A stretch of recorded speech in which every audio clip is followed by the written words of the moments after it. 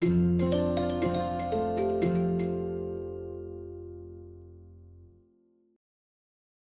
Zangezur Corridor, also spelled Zangezur, refers to a proposed land and transport link that would connect the main part of Azerbaijan with its exclave, Nakhchivan, by crossing Armenia's southern Syunik, Zangezur, region. In broader usage it also denotes a geoeconomic concept, a continuous east-west transport route linking Turkey and the Turkic world with Azerbaijan, Central Asia and potentially China, part of the so-called Middle Corridor. The idea has been promoted most strongly by Azerbaijan and Turkey. Armenia has long objected to extraterritorial control over any strip of its sovereign territory. The corridor is not yet fully operational. Recent diplomatic deals have moved it much closer to implementation, but major legal, security and technical steps remain. In early August 2025, senior-level diplomacy produced a US-brokered declaration in which Armenia and Azerbaijan agreed to open a strategic transit route across southern Armenia. Reporting says Armenia has granted the United States long-term development and special rights over the corridor land, often described in the press as a 99-year special development role for a U.S. entity, and leaders signed a joint declaration at a high-profile summit. These announcements mark a political breakthrough, but they do not mean the corridor is physically open and functioning today.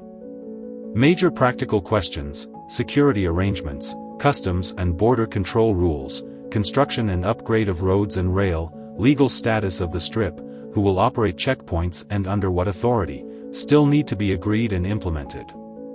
In short, the corridor has political agreement in principle, as of August 2025 reporting, but is not yet a fully functioning extraterritorial highway rail line.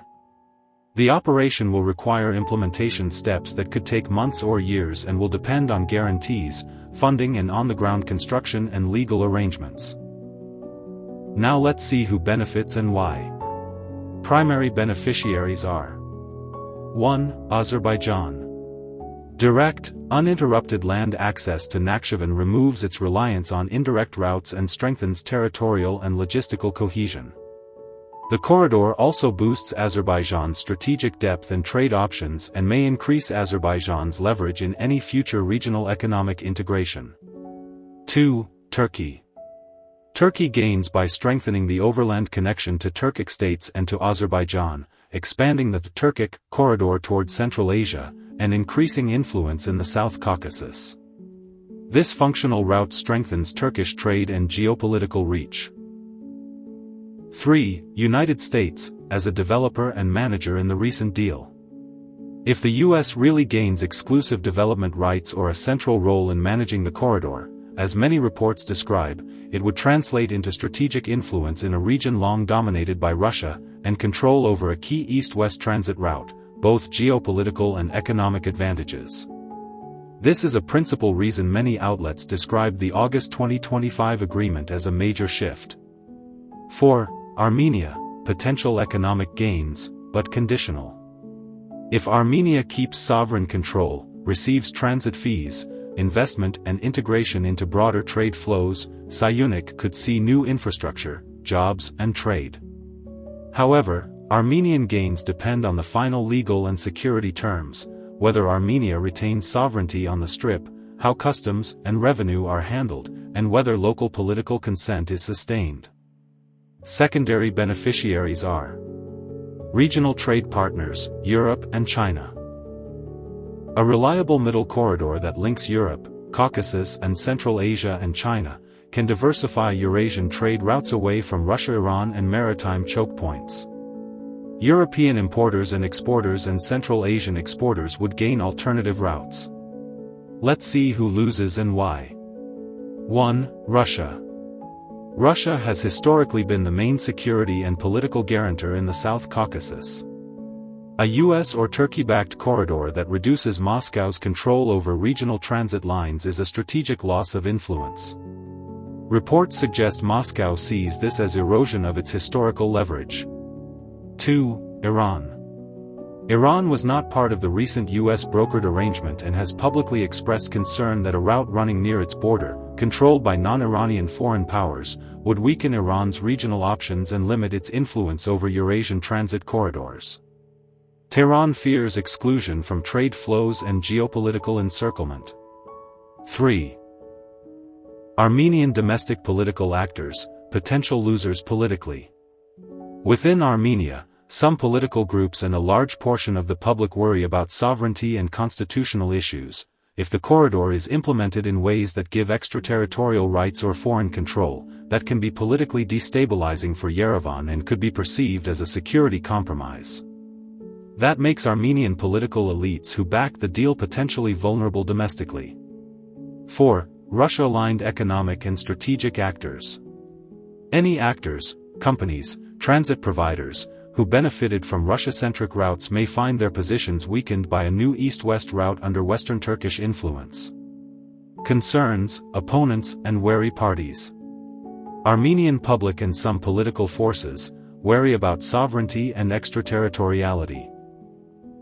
Armenia officially stresses it will retain sovereignty and control over any route within its borders. Yerevan has floated alternatives like its Crossroads of Peace plan. Russia and Iran both have voiced strong reservations and see the shift as a loss of influence. Russia in particular is sensitive to any NATO-US footprint in its near abroad. Even with a high-level political declaration, there are some points which must be solved before the corridor becomes operational. 1. Legal questions. Will the route be extraterritorial, Azerbaijan-Turkish UDS control, or Armenian sovereign territory with special transit guarantees? Who controls law enforcement and who has jurisdiction over crimes, accidents, customs? These are crucial and contentious. 2. Security arrangements. Who will guarantee security along the corridor? If Russia is sidelined, will there be international peacekeepers, private security, or local Armenian security? Each option has political consequences. 3. Customs, tariffs and border controls.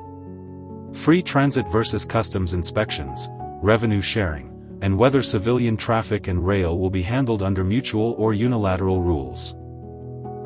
These must be negotiated in detail. 4. Infrastructure upgrades and financing. Road rail modernization, bridges, tunnels, possibly energy and fiber links. Even if political will is present, construction and contracting take time, and funding must be mobilized and managed transparently. Some infrastructure elements, like power lines, have separate timetables. Reports mention pieces of infrastructure are under construction but not a fully finished corridor yet. 5. Domestic politics in Armenia. Any deal that is perceived to cede control or sovereignty could trigger domestic opposition, constitutional challenges, or social unrest, slowing or blocking implementation. When might it be ready? There is no single authoritative timetable in public reporting. Recent high-level agreements, August 2025. Aim to accelerate work, but public reporting and analysts stress implementation could range from several months for limited road transit to multiple years for full rail, energy and integrated infrastructure with international management. Some infrastructure projects tied to related programs, for example a power transmission line, have separate schedules. One report cited a target of 2026 for a transmission line element, but the corridor as a complete, legally settled, regularly operating international transport link will likely take longer and depends on how legal and security questions are resolved.